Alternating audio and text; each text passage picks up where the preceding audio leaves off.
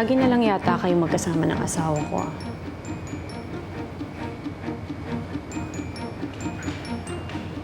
Prangkahin mo nga ako, Bridget. And don't you ever lie to me. May gusto ka ba sa asawa ko? Bakit hindi ka makasagot? Ito ba ang dahilan kung bakit palagi mo niyayaya si Jonas? May gusto ka ba sa asawa ko? Wala akong gusto sa asawa mo. Ayan. Tulad mo rin si Ellery. May desire to be happy. So it's up to you kung sinong pipiliin mo, si Ellery ang maging masaya at ang mga desires and needs niyang mag-fulfill o yung sa'yo. You have to decide bago ka mag-chapwera. Gusto ko magiging anak mo. I want you to move out of our house kapag naipanganak mo ng baby namin.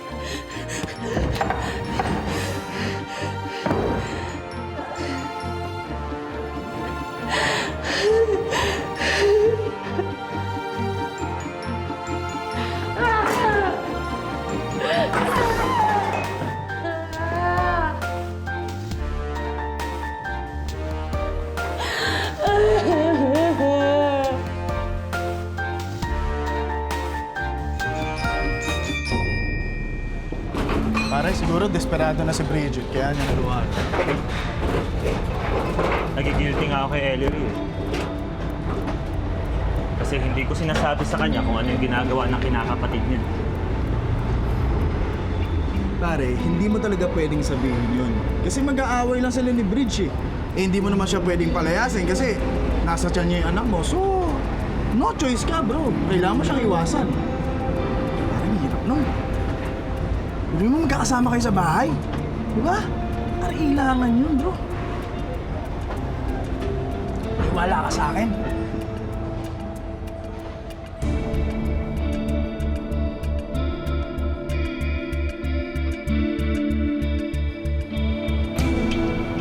Oh, Bridget, bakit hindi ka kumain?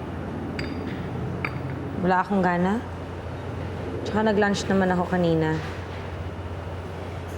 Bakit sabi sa akin ni Tina, hindi ka naman daw nag-lunch? Akala mo, hindi ko alam. Kahit nasa school ako, inaalam ko kung ano mga nangyayari sa'yo. Sige na, kain ka na. Susubuan pa kita. Hindi pwedeng hindi Walang kumain. subuan yan. Tanda na yan eh. Kaya mo siyang kumain mag-isa.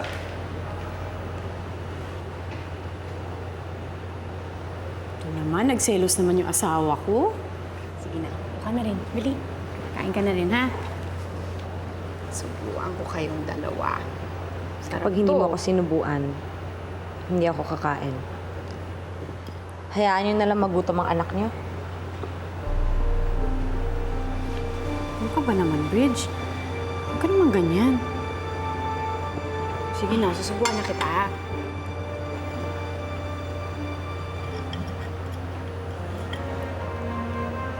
Yan.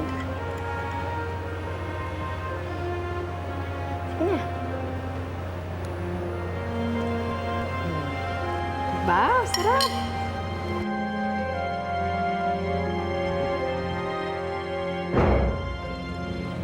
Sabi ko na nga ba, pupuntahan mo ako dito eh. Nai-miss mo na ba yung mga halik ko? Hindi ko gusto ang ginagawa mo kay Ellery. Pinaglalaruan mo ang asawa ko. Ano kayang sasabihin niya kung malalaman niya ang totoong motibo mo? Oh. Bakit hindi ka magsumbong? Sige, magsumbong ka, Jonas. Sabihin mo na hinalikan kita. Sabihin mo na may nakaraan tayo. At sabihin mo rin kay Ellery na bago siya. Ako muna ang naging girlfriend mo. Sige, sabihin mong lahat ng yon, ha? Para hindi siya naging mukhang tanga. Tumahimik ka. Bakit? Natatakot ka, ha? Naduduwag ka? Hindi mo kayang malaman ni Ellery na hindi ako, kundi ikaw ang nagpapamukhang tanga sa kanya. Bridget? Jonas? Anong ginagawa mo dito sa kwarto ni Bridget?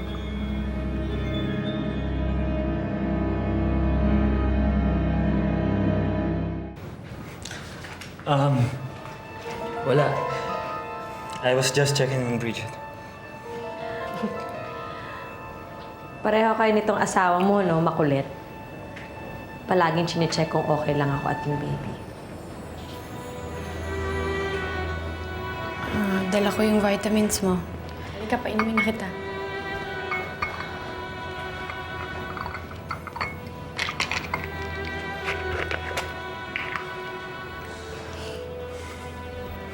May iwan ko na kayo. Matutulog na ako, Han.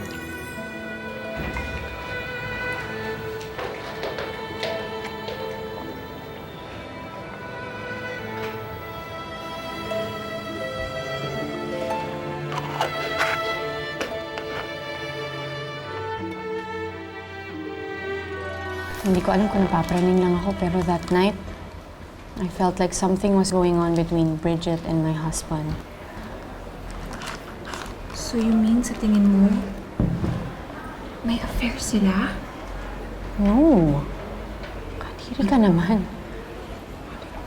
What I mean is, sige na nga, amin na ako.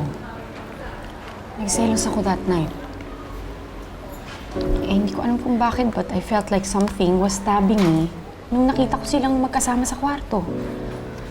Paraling ka nga. Pati ba naman kinakapatid mo, ipagseselosan mo? You can't blame me, Sonia. Hindi normal yung sitwasyon namin.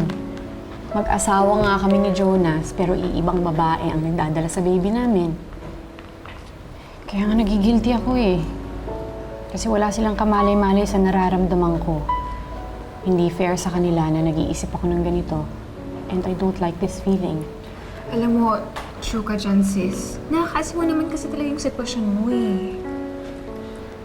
Pero ano magagawa mo? Eh, yun ang reality ninyo. Babalik lang sa normal lahat once makapanganak na si Bridget.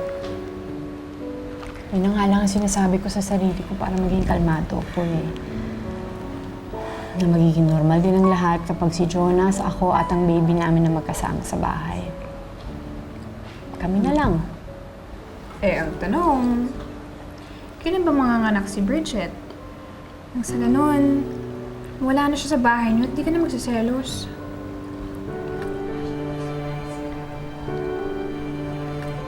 Oo nga.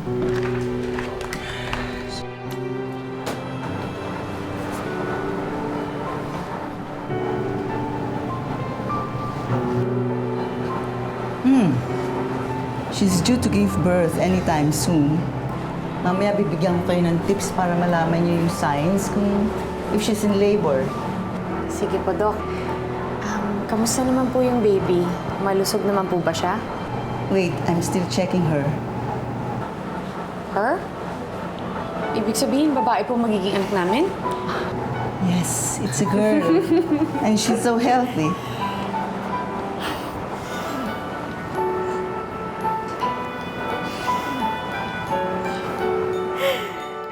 Bridget, naintindihan mo naman yung in-explain sa'yo ni Doktora tungkol sa contractions, di ba? Sabi niya, pag magli-labor ka na, mas madalas na yung contractions, pati yung pananakit ng likod at ng pelvis. How are you feeling now? Anything unusual? Okay lang ako. Sige, pumasok ka na. Iwan mo na lang ako kay tita. Okay, sige. But don't worry, last day ko na sa class to. Starting tomorrow, resigned na ako para maalagaan at matutukan na kita, ha? Sige. Ingat. Ingat. Okay po. Okay, Iha. Okay.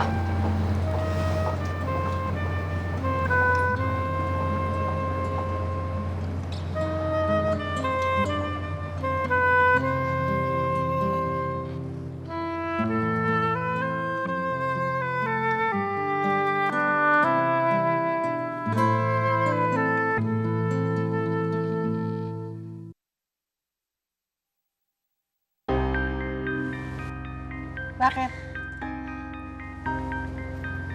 Ha? Uy! Ha? Kanina ko pa po nararamdaman to. Nanganganak na ata ako. Ano? Manganganak ka na? Eh bakit hindi mo sinabi kanina nung nandito si Ellery? Ano? Bantayan niya ako? Sige na ho, tita. Tawagan niyo na po si Jonas. Sabihin niyo sumunod sa ospital. Mga anak na ho ako! Magkaiting! Dali kayo dito.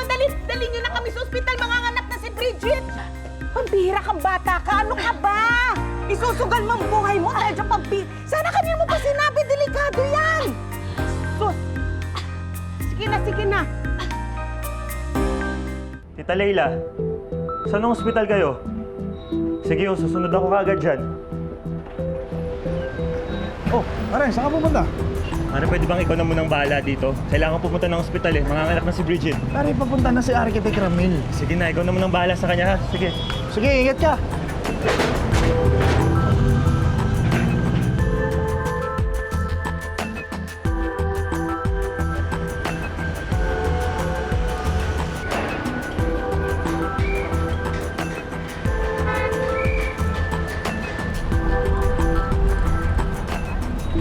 Paano mo nalaman? Wala akong ibang pinagsabihan kahit sina Janice. Paano mo nalamang nag-file ako for resignation? Nakita ko yung papel sa desk ni Mama. Oh, akala ko you love teaching. Tapos iiwan mo rin pala. I have to. Para sa magiging anak namin ni Jonas. Ayoko naman kasing iasa sa yaya yung pag-aalaga sa kanya kaya okay lang sa akin na mawala ang pagtuturo kung para din naman sa baby ko. Sige. I guess hindi tama na pigilan kita, ha? Ingat. Yan na nga lang kaligayahan mo makita si Ellery araw-araw Tapos magre-resign din pala. Saksa ka talaga ng malas, tol.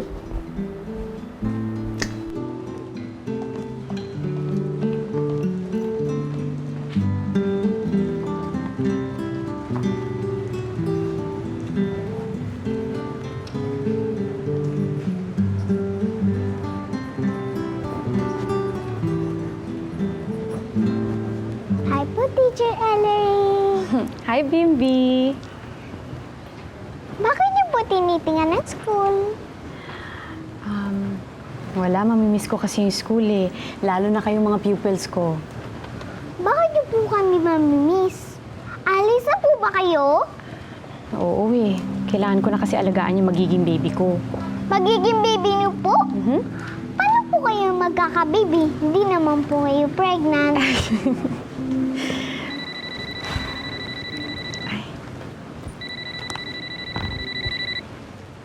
Hello? Ellery, kanina pa kita tinatawagan. Nandito na ako sa St. Jude Hospital. Manganganak na si Bridget. Ha? Kanina lang sabi niya hindi pa siya. O sige, papunta na ako dyan, ha? Please lang, pakibilisan. Okay, sige. Bimbi, pakisabi kay Teacher Janice, kailangan ko na umalis, ha? Pupunta na ako ng ospital, ha? Aray! Dok, kamusta ho siya? What your dad just broke, Dali na sa delivery room. Jonas! Jonas, huwag kang aalis sa tabi ko, ha? Hindi kita pababayaan. Jonas! Aray! Jonas! Ano? Pumunta sa ospital si Ma'am Ellery? Bakit daw? May sakit ba siya? Wala po. May tumawag na lang po sa kanya, tapos po, umalis na lang siya agad. Janice, hindi kaya manganganak na si Bridget kaya nagmamadaling umalis si Ellery? Di ba kabuhanan na ni Bridget ngayon? Oo. Oo nga, manganganak na yun. Sana nagsabi sa atin si Ellery. We could have taken her to the hospital. Baka mamaya sa sobrang panic nun, kung ano pang mangyari sa kanya.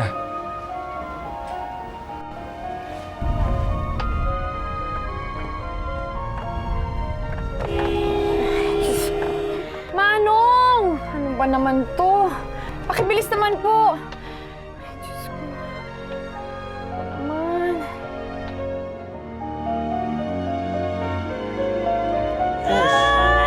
Push. More. Close your mouth. Close your mouth. Push.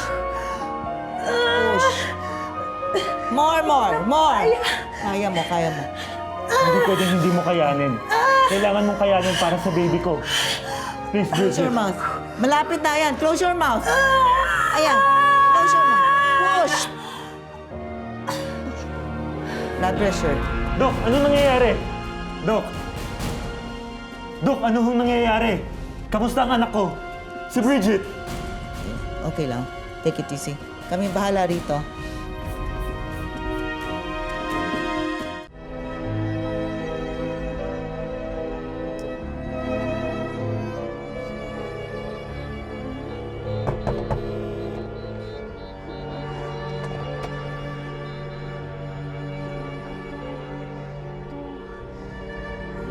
Lord. Lord, sana naman umabot ako. Please, please, please. Gusto ko makita mo pinapanganak ang anak ko. Please. Lord, please naman, oh. Please, sana humahintay ako ni Bridget. Please, Lord, please.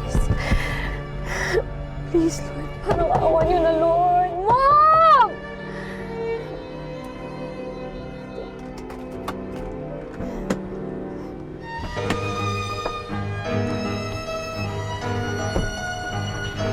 Please, Lord, kayo na po bahala sa baby ko. Ligtas niyo po siya. Huwag niyo siyang pababayaan, Lord. Please. Huwag niyo pabayaan. May mangyaring masama sa anak ko, please, Lord.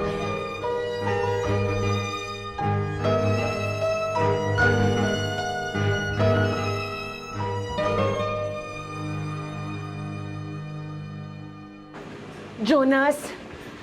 Jonas, kamusta na si Bridget? Kamusta na pamangking ko?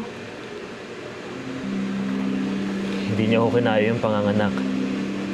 Tumaas ho yung presyon niya, kaya ho siya hinimatay. Kinakailangan niya rin ho i-cesarean para ho maligtas yung baby ko. Eh, paano si Bridget? Paano yung pamangking ko? Anong sabi ng doktor? Makakaligtas ba siya sa operasyon? Ipagdasal na lang daw ho natin siya.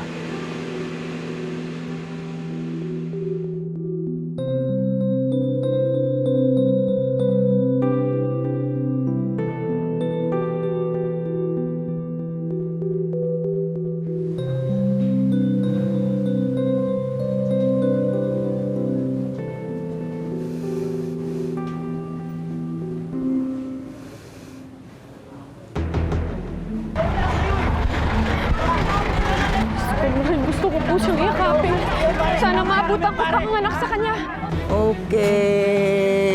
Very good. Clamps. Oh. Okay. Another clamp. Scissors.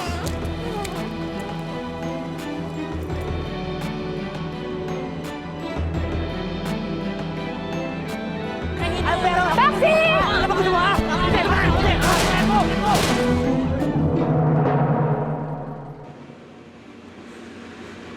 Doc! Ay. Doc! Kamusta ho si Bridget? Kamusta yung pamangking ko? She's stable now. Bumaba na rin ang blood pressure. She's going to make it. Eh, doktora, ang anak ko ho. Kamusta ang anak ko? Ayan, o, tingnan nyo. Healthy at walang problema. Hi, baby Samantha. Ang ganda-ganda mo. Kamukhang-kamukha mo ang Mami Ellery mo. Teka muna. Nasaan na si Ellery? Eh, bakit hanggang ngayon wala pang asawa mo?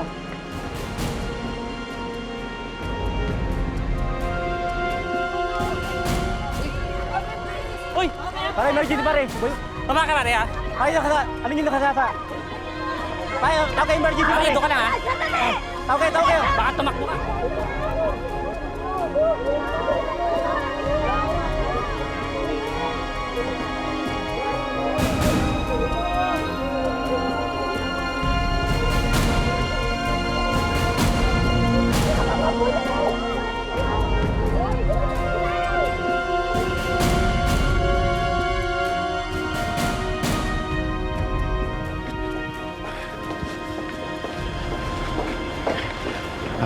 Excuse me, nurse.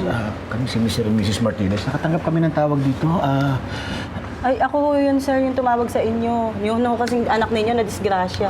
Oo, sinabi mo na yan kanina. Ang gusto naming malaman na yung lagay ng anak namin. How is she? Hindi ko masasagot ngayon yan, ma'am. Inooperahan pa rin ho kasi hanggang ngayon yung anak ninyo. Anong klaseng operasyon to? Sa ulo ho, yun ho ang alam kong pinakamalaking pinsala niya. Oh my God. Parang baby natin. Ano? Hanggang ngayon, di mo pa ba nakokontak asawa mo? Eh, kanina pa ho siya out of reach eh. Hindi ko rin humaintindihan kung bakit. Hello? Ellery, asan ka ba? Hello? Jonah, si Delphine ito. Papa ni Ellery. Pa. Sorry, akala ko si Ellery na. I have good news, pa. Jonas, walang good news sa akin ngayon eh. Bakit ho, pa? May nangyari ho ba si Ellery? Oo, pumunta ka na lang dito sa ospital para makita mo si Ellery.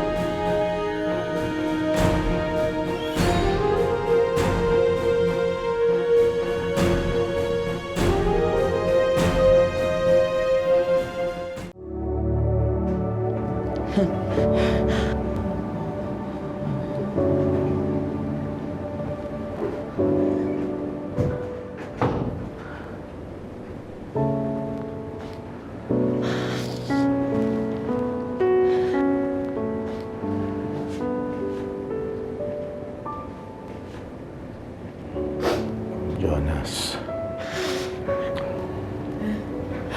She has head and brain injuries. Namamagay utak niya kaya they had to open her up. Binuksan ng bahagi ng kanyang skull. And dapat daw i-monitor nila yan ng 48 hours. Tapos, after that, tsaka pala magbibigay ng diagnosis sa mga doktor.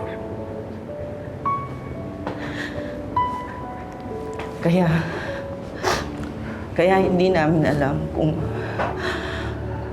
makakaligtas ang asawa mo, Jonas. I hope she makes it. Lord, tulungan mo kung makaligtas ang anak.